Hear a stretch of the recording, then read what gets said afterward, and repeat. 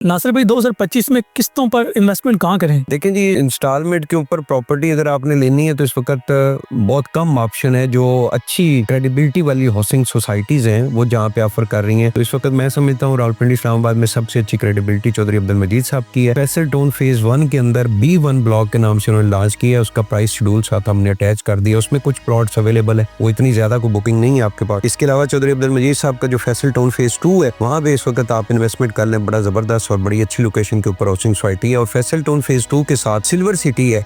Silver city में भी इस वक्त बहुत ही रिजनेबल प्राइस के ऊपर एनओसी की अप्रूव्ड हाउसिंग सोसाइटी है, वहाँ पे आप इन्वेस्टमेंट कर लें। इसके अलावा और बहुत सारी हाउसिंग सोसाइटीज हैं, फिर आपके बजट के हिसाब से डिपेंड करता है जी आपका बजट कितना है। अब जिस लोकेशन के ऊपर आप लेना चाह रहे हैं फिर उसी लोकेशन के हिसाब से उसकी प्राइस भी होगी। तो ये चीज़ें जो है मजीद जो है वो जब आप कॉल करते हैं तो हमारे टीम मेंबर्स को जब आप बताते हैं कि मेरा इतना बजट है, मैं इतनी इंस्टॉलमेंट दे सकता हूँ, इतनी डाउन पेमेंट दे सकता हूँ, तो वो उस हिसाब से आपको मजीद इन्फॉर्मेशन देंगे।